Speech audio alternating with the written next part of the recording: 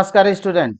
आज के सेशन में हम लेकर आए हैं इलेक्ट्रोमैग्नेटिक वेव का लेक्चर नंबर 2। तो आइए लेक्चर नंबर 2 देखते हैं इलेक्ट्रोमैग्नेटिक वेव का। और ये होगा डिस्प्लेसमेंट करंट। सारे कॉन्सेप्ट देखे जाएंगे डिस्प्लेसमेंट करंट से रिलेटेड। और ये कॉन्सेप्ट कहाँ से आया और मैक्सवेल ने क्या प्रिडिक्ट किया, उस बातों को देखेंगे। पहले हम ब्रीफ में आपको फैराडे एक्सपेरिमेंट का रिजल्ट बता देते हैं। तो पहला यहाँ पे हम ले लेते हैं फैराडे लॉ और एक्सपेरिमेंट का। फर्स्ट एक्सपेरिमेंट है फैराडे लॉ का। उन्होंने एक सीरीज ऑफ एक्सपेरिमेंट किया था, बहुत सारे एक्सपेरिमेंट किए थे। और उनके पास एक ऑरेस्टेड एक्सपेरिमेंट का रिजल्ट था। ऑरेस्टेड ने ये अपने एक्सपेरिमेंट में शो किया था कि current carrying conductor produce magnetic field around its.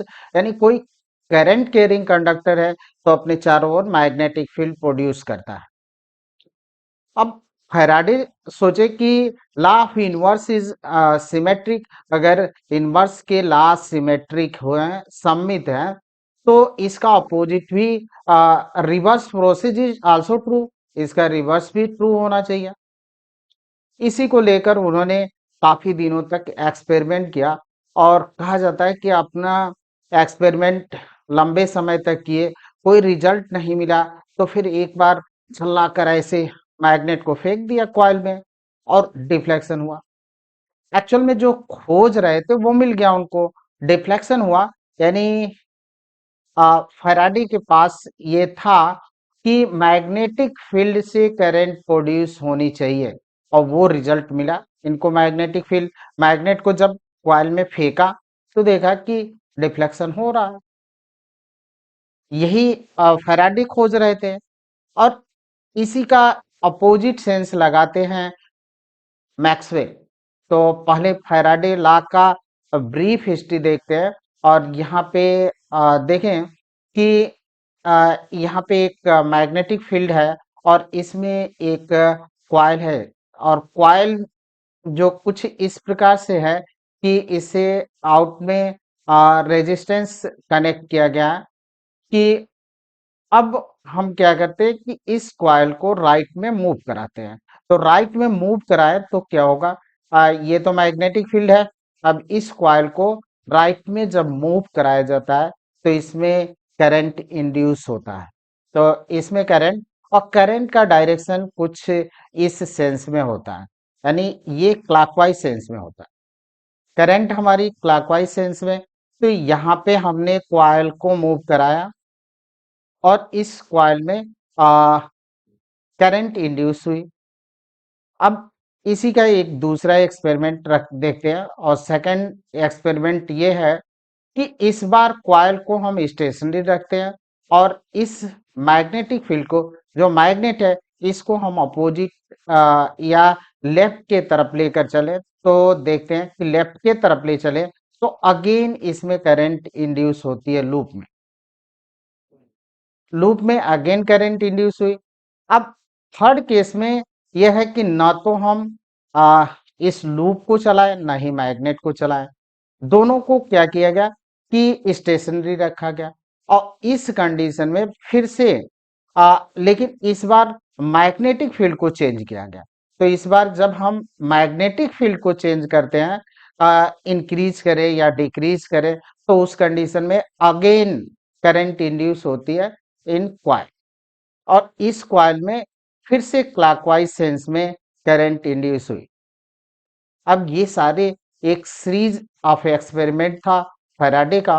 और यहाँ पे अगर फर्स्ट केस में देखें, फर्स्ट एक्सपेरिमेंट में, तो हम कॉइल को मूव करा रहे हैं। और कॉइल को मूव करा रहा है तो मैग्नेटिक फोर्स के कारण इंड्यूस ईएमएफ क्रिएट हुआ।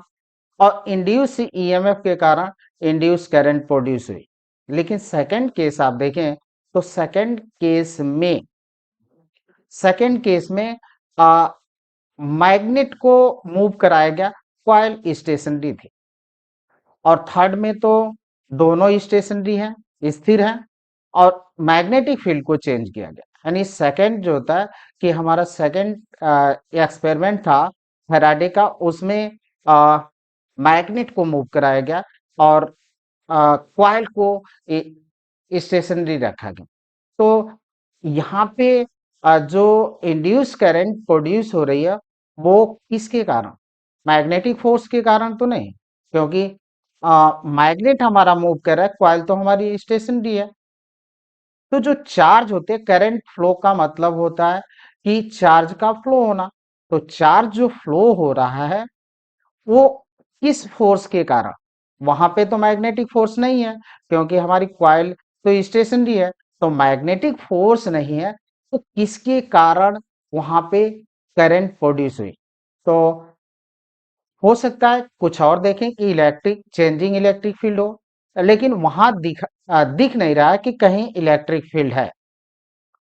तो जो फैराडे का रिजल्ट निकला वो रिजल्ट ये था कि changing magnetic field, changing magnetic field produce electric field, यानी time varying magnetic field produce electric field।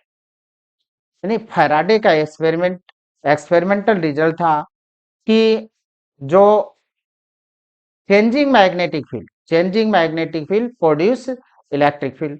अगर चेंज होता हुआ मैग्नेटिक फील्ड इलेक्ट्रिक फील्ड को प्रोड्यूस करता है, तो फैराडे ने मैक्सवेल ने इसका अपोजिट सेंस लगाया कि चेंजिंग इलेक्ट्रिक फील्ड द्वारा मैग्नेटिक फील्ड प्रोड्यूस होना चाहिए, चेंजिंग इलेक्ट्रिक फील्ड के द्वारा मैग्नेटिक फील्ड प्रोड्यूस होनी चाहिए, क्योंकि law of universe is symmetric. और इसी बात को लेकर वो आगे चलते हैं और वो पाते हैं कि एम्पियर का जो एम्पियर सर्कुलर लॉ है वो लॉजिकली इनकंसिस्टेंट है, और उस इनकंसिस्टेंट यानी एम्पियर लॉ को मॉडिफाइड करते हैं और वहीं पे आता है कॉन्सेप्ट डिस्प्लेसमेंट करंट का। तो ये था फैराडे का, हम लोगों ने देखा है एक्सपेरिमेंट ब्रीफ में। इंड्यूस इलेक्ट्रिक फील्ड, थोड़ा सा इसको भी ब्रीफ में देखते हैं क्योंकि लेक्चर फर्स्ट में मैंने ये सारी डिटेल में बता चुके हैं। तो अगर डिटेल्स आप देखना चाहते हैं तो लेक्चर फर्स्ट को आप देख सकते हैं। अब यहाँ पे हम लेते हैं कि एक हमारे पास कंडक्टर है और यूनिफॉर्म मैग्नेटिक फील्ड में रखा गया है, और मैग्नेटिक फील्ड का direction perpendicular to the plane of the paper, directed inward, inward की तरफ है। अब यहाँ पे मैग्नेटिक फील्ड को हम ऐसे माने कि मैग्नेटिक फील्ड हमारी इस तरह से इंक्रीज कर रही है, इस तरह से ऐसे इंक्रीज कर रही है। तो जब मैग्नेटिक फील्ड इंक्रीज कर रही है तो फ्लक्स में चेंजिंग होगा, और जब फ्लक्स में चेंजिंग होगा तो इंड्यूस ईएमएफ प्रोड्यूस होगा, और इंड्यूस ईएमएफ के कारण इंड्यूस करंट प्रोड्यूस होगी हमारी। और इंड्यूस करंट का direction according to Lenz law क्या कहता है, उसको ग्रिफिथ जो होता है बड़े ही खूबसूरत ढंग में लिखा है, nature abhors a change in flux, प्रकृति जो होती है फ्लक्स के परिवर्तन से घृणा कर, यानी फ्लक्स की चेंजिंग नहीं चाहती है, फ्लक्स में चेंज ना हो, और फ्लक्स में ना चेंज हो, इसके लिए इंड्यूस करंट प्रोड्यूस होती है। और इंड्यूस करंट इस तरह से अपना डायरेक्शन बनाती है कि जो मैग्नेटिक फील्ड हमारा इंक्रीज कर रहा है उसको डिक्रीज कराती है। तो यहाँ पे आप देखें कि ये मैग्नेटिक फील्ड करंट का डायरेक्शन इन सच ए वे, यानी करंट का डायरेक्शन जो होता है एंटी क्लॉकवाइज है, एंटी क्लॉकवाइज। तो क्योंकि मैग्नेटिक फील्ड हमारी इंक्रीज कर रही है अंदर की तरफ, इस तरह से इंक्रीज कर रही है इनसाइड में, तो इनसाइड में जब इंक्रीज कर रही है तो जो इंड्यूस करंट होगा वो अपनी मैग्नेटिक फील्ड इस तरह से बनाएगा कि इस मैग्नेटिक फील्ड के अपोजिट उसका मैग्नेटिक फील्ड हो, क्रिएट हो। तो ये इस तरह से करंट का डायरेक्शन इस इन सच ए वे एंटी क्लॉकवाइज डायरेक्शन होता है।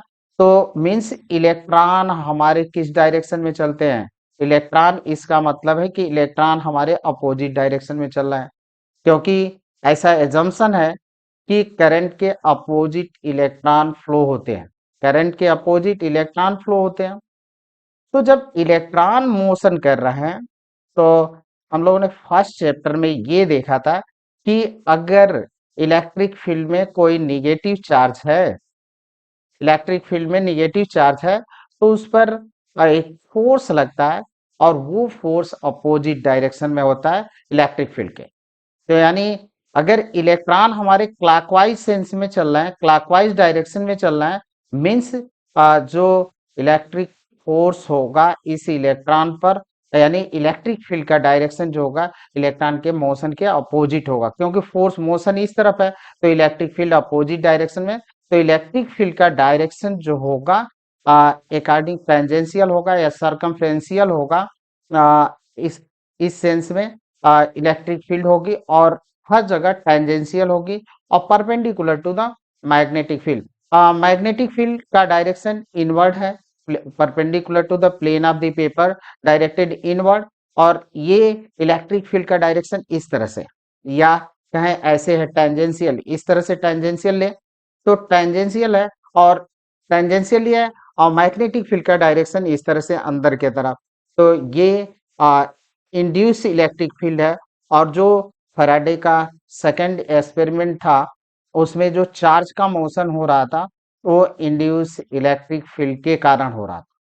यानी आ, फैराडे का एक्सपेरिमेंट का रिजल्ट था कि changing magnetic field produce electric field. Electric field और इलेक्ट्रिक फील्ड का डायरेक्शन जो होगा वो मैग्नेटिक फील्ड के डायरेक्शन के परपेंडिकुलर होगा। दोनों electric field and magnetic field both are perpendicular. तो an induce electric field in a conductor caused by changing magnetic field। तो यहाँ पे मैग्नेटिक फील्ड से इलेक्ट्रिक फील्ड प्रोड्यूस हुई और E dot D L equal to minus D phi upon D T. ये है Faraday का एक्सपेरिमेंट रिजल्ट। अब मैक्सवेल डिस्प्लेसमेंट करंट क्या है, तो इसको देखते हैं। मैक्सवेल डिस्प्लेसमेंट करंट की आइडिया या डिस्प्लेसमेंट करंट का आइडिया क्या है ये हम लोग देख लेते हैं। तो आइए मैक्सवेल डिस्प्लेसमेंट करंट देखते हैं। तो या ये कहें कि inconsistency of ampere सर्कुटल law. Ampere सर्कुटल law में क्या इनकंसिस्टेंसी थी, क्या अधूरा था, क्या पद छूट गया था, उसको खोजते हैं। According two ampere सर्कुटल law the line integral of magnetic field along closed loop is mu 0 times total current enclosed by the loop।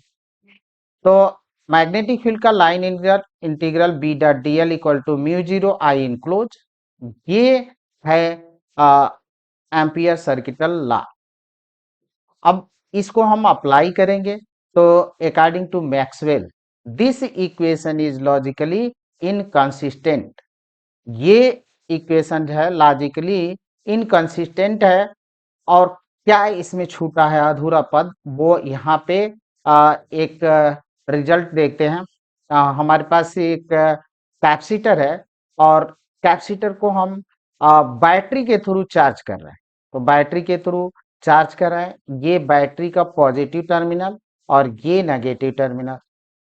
तो करंट जो होती है पॉजिटिव टर्मिनल से निकलती है और निगेटिव टर्मिनल की तरफ जाती है। जब हम इस की को प्रेस करते हैं, की को प्रेस करेंगे तो सर्किट कंप्लीट और करंट फ्लो होने लगती है। तो अब यहाँ पे एक बात समझ में नहीं आती, जब हम लोग कैपेसिटर का कंसेप्ट देखे थे तो कैपेसिटर की जो प्लेटें होती हैं उनके बीच में या तो इंसुलेटिंग मीडियम होता है या वैक्यूम होता है, ये हम लोग या एयर होता है। तो अब क्या हम ये मान लें कि यहाँ से करंट जो होता है कूद कर इस तरफ पार हो गई, ऐसा कैसे हो सकता।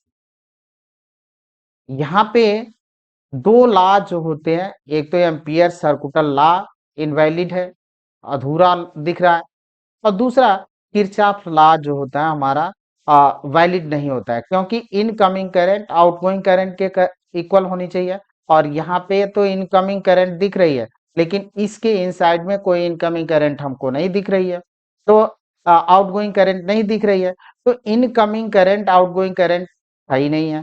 तो इनकमिंग करंट की बात करें तो I in not equal to I out, out दिख ही नहीं रहा है। आउटगोइंग करंट हमको दिख नहीं रही है।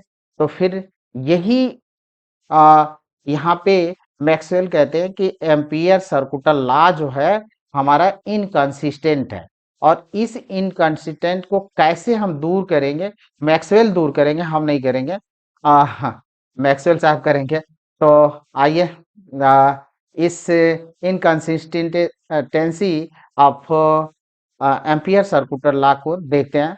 तो यहाँ पे एक पॉइंट लेते हैं, और इस पॉइंट पर हम क्या करते हैं, ये जो होता है कि एक एम्पीरियन लूप ड्रा कर लेते हैं। तो एम्पीरियन लूप कुछ इस तरह से हम ड्रा करें, तो एम्पीरियन लूप हमारा होगा, और इस एम्पीरियन लूप पर जब हम एम्पियर सर्कुलर लॉ लगाते हैं तो हमको क्या मिलता है, फिर इस इन साइड में हम ले लें, इन साइड में मतलब प्लेटों के बीच में एक पॉइंट लेते हैं, और यहाँ पे भी एम्पीरियल लूप हम ड्रा करते हैं। तो एम्पीरियल लूप एक ड्रा कर ले, और ये है एम्पीरियल लूप। अब एम्पीरियल लूप C1 या लूप C2 के लिए हम अप्लाई करते हैं एम्पियर सर्कुलर लॉ। तो apply Ampere circular law for loop C1। तो C1 के लिए अप्लाई किए, तो B dot D L equal to mu zero I, मस्त करंट इसमें आई फर्स्ट लूप में फ्लो हो रही है। तो एम्पियर साहब यहाँ पे वैलिड है, नो प्रॉब्लम। लेकिन अब आते हैं हम लोग लूप C2 के लिए देखते हैं। तो apply Ampere circular law for loop C2। तो C2 के लिए अप्लाई कर रहे हैं, तो यहाँ तो कोई करंट दिख ही नहीं रही है इसके इनसाइड में, इस एम्पीरियन लूप के इनसाइड में कोई करंट नहीं दिखी। तो यहाँ पे हम अगर लगाएं तो B dot D L equal to mu zero, और करंट है ही नहीं है तो इक्वल टू जीरो। यानी कहीं ना कहीं एम्पियर सर्कुलर लॉ इनकंसिस्टेंट है। और ये कैसे हम देखें, अब आती है कि यहाँ तो ये हो गया कि जब हम C2 कॉइल के लिए लगाए तो एम्पियर सर्कुलर लॉ रिजल्ट दूसरा दे रहा है, C1 के लिए लगाए तो दूसरा दे रहा है। फिर यहाँ पे अगर देख रहे हैं कि किरचॉफ्स लॉ वैलिड नहीं हो रहा है, क्योंकि इनकमिंग करंट दिख रही है, आउटगोइंग करंट हमको नहीं दिख रही है। अब बात आती है कि अब देखते हैं हम लोग क्या, कि उसके बाद यहाँ पे कि जो हमारा फर्स्ट पॉइंट था वहां पे क्या करते हैं कि इस जगह पर जो हमने पॉइंट लिया था, इस जगह पर हम एक करंट तो हमारी फ्लो ही हो रही है इसमें। अब सर्किट को हमने जैसे ही क्लोज किया करंट फ्लो होने लगी। अब यहाँ पे एक पॉइंट जो लिए थे, उस पॉइंट को हम ले लें, और इस पॉइंट के पास में अगर हम मैग्नेटिक नीडल्स रखते हैं तो क्या होगा, मैग्नेटिक नीडल्स हमारी डिफ्लेक्ट होती है। तो इसमें तो कोई वो दिक्कत ही नहीं, क्योंकि यहाँ पे इस पॉइंट पर जो अगर मान लेते हैं कि ए पॉइंट है, तो ए पॉइंट पर तो करंट फ्लो हो रही है, नो प्रॉब्लम। लेकिन अब प्लेटों के बीच में ले जाएं, और प्लेटों के बीच में ले जाते हैं इसी नीडल को, तो फिर ओहो, ये क्या हो रहा है, ये तो आश्चर्यजनक घटना हो रही है। अभी देखा कि करंट थी ही नहीं, और ये नीडल्स हमारी डिफ्लेक्ट हो रही है। तो ये इसका मतलब हुआ कि इसके अंदर करंट फ्लो हो रही है, करंट फ्लो हो रही है। वो करंट कैसी है, किस तरह से फ्लो हो रही है, अब यही बात मैक्सवेल कहते हैं। तो मैक्सवेल ने कहा during charging of capacitor current flow in the circuit, however there is no actual charge transfer in the insulated region between capacitor which is contradictory to the flow of current. यानी बात ये हो रही है कि जब हम कैपेसिटर को चार्ज करते हैं, तो चार्ज कर रहे हैं तो सर्किट में करंट हमारी फ्लो हो रही है, लेकिन जो इंसुलेटेड रीजन है, यानी इस कैपेसिटर के बीच में, प्लेटों के बीच में या तो वैक्यूम है या इंसुलेटेड रीजन है, इस रीजन में कोई चार्ज का फ्लो नहीं हो रहा है। तो फिर करंट कैसे फ्लो हो रही है, ये कंट्राडिक्शन है। और इसी कंट्राडिक्शन को दूर करते हैं मैक्सवेल, और वो एजम्पशन क्या है वो हम लोग देखें। तो यहाँ पे जब हम चार्ज करते हैं, तो फर्स्ट प्लेट पर क्या आ गया, प्लस चार्ज आ गया, सेकंड प्लेट पर माइनस चार्ज आ गया, और जब प्लस और माइनस चार्ज होते हैं तो इलेक्ट्रिक फील्ड क्रिएट होती है, और इलेक्ट्रिक फील्ड का डायरेक्शन होगा हायर पोटेंशियल से लोअर पोटेंशियल, यानी ये वाला हायर पोटेंशियल पर है और ये वाला निगेटिव पोटेंशियल पर है। तो इसके अंदर इलेक्ट्रिक फील्ड क्रिएट हुई और इलेक्ट्रिक फील्ड का direction positive charge to negative charge की तरफ हुआ। और ये electric field during charging of capacitor, जब तक हमारा कैपेसिटर चार्ज होता है, ये इलेक्ट्रिक फील्ड वेरिएबल होता है, और वेरिएबल इलेक्ट्रिक फील्ड जो होता है इक्विवेलेंट होता है वर्चुअल करंट, और इसी वर्चुअल करंट को बोला जाता है डिस्प्लेसमेंट करंट। तो ये है हमारा डिस्प्लेसमेंट करंट। तो आइए, Maxwell said the that not only current produces magnetic field but a changing electric field in free space or vacuum also produce magnetic field। Maxwell ने कहा कि करंट ही मैग्नेटिक फील्ड को नहीं प्रोड्यूस करती है, variable electric field भी magnetic field को produce करता है। लेकिन बाकी वैज्ञानिकों ने पूछा, अरे वेयर इज करंट, यहाँ करंट कहाँ है? मैक्सवेल साहब कहे नहीं मानोगे तो चलो हम फिजिक्स की एक अवधारणा ही चेंज कर देते हैं। और उन्होंने कहा कि जो इस कैपेसिटर की प्लेटें हैं, इनके बीच जो इलेक्ट्रिक फील्ड प्रोड्यूस हो रहा है वो वेरिएबल है, और variable electric field is equivalent to virtual current called displacement current. इसी को बोलते हैं displacement current. Hence, displacement current is the current in the insulated region due to changing electric field। changing electric field के कारण insulated region में जो current flow होती है उसको बोलते हैं displacement current. For changing charge capacitor electric field, अब ये देखते हैं कि डिस्प्लेसमेंट करंट हमारी कितनी होती है।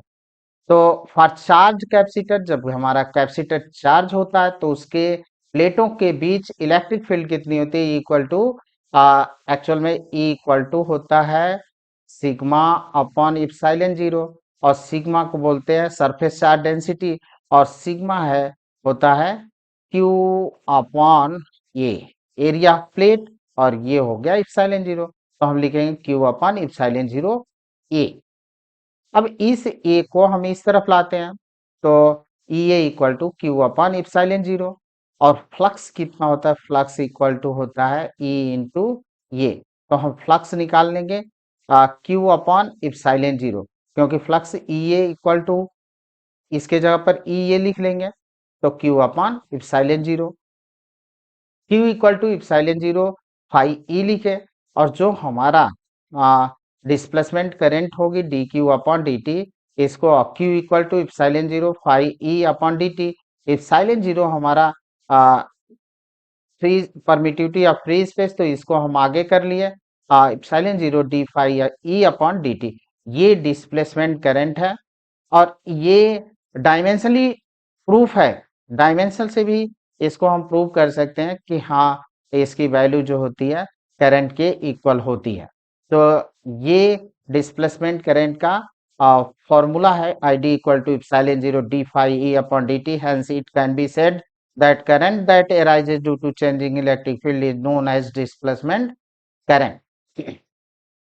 यानी चेंजिंग इलेक्ट्रिक फील्ड के कारण जो करंट एराइज होती है उसको बोलते हैं डिस्प्लेसमेंट करंट। ये अब आते हैं outside the plate of the capacitor, जो हम चार्ज कर रहे थे, तो outside the plate of the capacitor displacement current zero होती है, और जो करंट होती है वो कंडक्शन करंट, यानी वायर में जो करंट फ्लो होती है उसको बोलते हैं कंडक्शन करंट, और जो डिस्प्लेसमेंट करंट होती है आउटसाइड प्लेटों के बाहर वो होती है डिस्प्लेसमेंट करंट जीरो, और कंडक्शन करंट वायर में फ्लो होती है। इनसाइड द प्लेट में देखें तो inside the plate of the capacitor ID displacement current होती है, कंडक्शन करंट जीरो होती है। यानी डिस्प्लेसमेंट करंट इक्वल होगी कंडक्शन करंट के, तो conduction current and displacement current together have the property of continuity. अब ये जो मैक्स एम्पियर किरचॉफ का लॉ था वो इनवैलिड हो रहा था, अब वैलिड हो जाएगा। अब देखें कि यहाँ पे हम एक प्लेट ले लिए और इसको हम, तो यहाँ पे कौन सी करंट है, आईसी है, कंडक्शन करंट। अब इसके अंदर कौन सी हो गई, आईडी। तो ये incoming current equal to outgoing current, तो इनकमिंग करंट हमारी कौन सी है, कंडक्शन करंट। आउटगोइंग करंट कौन है, डिस्प्लेसमेंट करंट। हो गया किरचॉफ लॉ वैलिड। तो जो इनकंसिस्टेंसी थी वो अब दूर होगी। तो ये I D equal to I C. अब आते हैं कि देखते हैं कि I D equal to displacement current conduction current के बराबर होती है कि नहीं, उसको हम लोग देखते हैं। तो कैपेसिटेंस ऑफ कैपेसिटर, जब कैपेसिटेंस ऑफ कैपेसिटर क्या होता है, epsilon zero A upon D. Capacitance, potential कितना होगा वो लेते हैं। पोटेंशियल होता है क्यू अप, पोटेंशियल डेवलप या potential difference between the plate, Q upon C. तो V equal to Q upon C हो गया। अब C की वैल्यू हम epsilon zero A upon D put कर देते हैं। तो V equal to Q upon epsilon zero A upon D. D ऊपर ले जाएं तो ये हमको मिलेगा Q D upon epsilon zero ये। इसको हम इस डी को इसके नीचे ले आए तो ये इलेक्ट्रिक फील्ड हो जाएगी V अपॉन डी। और यही चीज लिखते हैं क्यू अपॉन इप्सिलॉन जीरो ये। अब इसको हम कर देते हैं differentiate with respect to time, D upon D T. One upon epsilon zero constant है, उसको बाहर करेंगे D Q upon D T. और ये D Q upon D T है conduction current, flow of charge. Due to flow of charge के कारण जो करंट होती है वो है कंडक्शन करंट। तो इसको हम लिख सकते हैं आईसी। तो वन अपॉन इप्सिलॉन जीरो ये आईसी। अब हमको दिखलाना है कि डिस्प्लेसमेंट करंट इसके इक्वल है कि नहीं। तो I D equal to displacement current कितने के इक्वल थी, I D equal to epsilon zero D phi E upon D T. Phi की जगह पर हम लिखेंगे E into D E into ये हमारा बाहर आएगा। तो epsilon zero A D E upon D T, D E upon D T की वैल्यू यहाँ पुट करें तो one epsilon zero A I C upon epsilon zero ये कैंसिल आउट हुआ, आई डी इक्वल टू आई सी। यानी डिस्प्लेसमेंट करंट कंडक्शन करंट के equal होती है। Outside the plate conduction current flow होती है, inside the plate displacement current flow होती है। प्रॉपर्टी ऑफ डिस्प्लेसमेंट करंट, तो प्रॉपर्टी क्या है, it is a vector and ओबे the property of continuity in a closed path. थोड़ा सा यहाँ पे कि डिस्प्लेसमेंट करंट वेक्टर है बट जो हमारी करंट होती है वेक्टर नहीं होती है, क्योंकि वो किस लॉ को फॉलो नहीं करती है, vector addition of triangular rule या पैरेललोग्राम रूल, दोनों को फॉलो नहीं करती है। तो ये जो डिस्प्लेसमेंट करंट है is a vector quantity, vector quantity है और ये क्या करती है, obey the property of continuity in a closed path. Second property, it is a zero when current in electric field of a wire is steady. अगर electric field constant हो जाए तो उस कंडीशन में इसकी वैल्यू जीरो होगी, यानी जब हमारा कैपेसिटर फुल्ली चार्ज हो जाएगा तो डिस्प्लेसमेंट करंट की वैल्यू होगी जीरो। थर्ड है it's value is positive, negative और जीरो। इसकी वैल्यू पॉजिटिव भी हो सकती है, निगेटिव भी हो सकती है, जीरो भी हो सकती है। फोर्थ है it depends on the time varying of an electric field, यानी किस पर डिपेंड करती है, चेंजिंग इलेक्ट्रिक फील्ड, चेंजिंग और किसके रिस्पेक्ट में, विथ टाइम। तो ये था हमारा डिस्प्लेसमेंट करंट का कंसेप्ट। अब जो होता है कि मैक्सवेल ने एम्पियर सर्कुलर लॉ में क्या संशोधन किया वो देख लेते हैं।